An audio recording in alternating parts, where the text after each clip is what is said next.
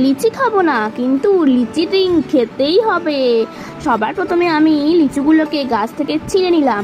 এরপর একটু সময় নিয়ে 30টা লিচুর বাইরের খোলাটা তার দানাটা ফেলে দিয়ে লিচুর যে শাঁসটা আছে সেটা একটা কৌটোয় রেখে দিলাম। তারপর কৌটোর মুখে এঁটে লিচুগুলোকে 4 ঘন্টার মতো ডিপ ফ্রিজে রেখে দিলাম।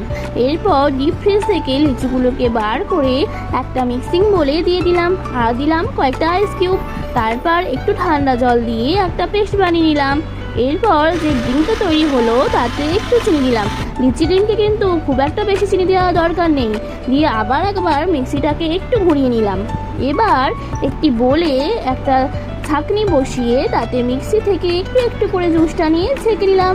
ব্যাস, এবার আমার রেডি লিচি ড্রিঙ্ক।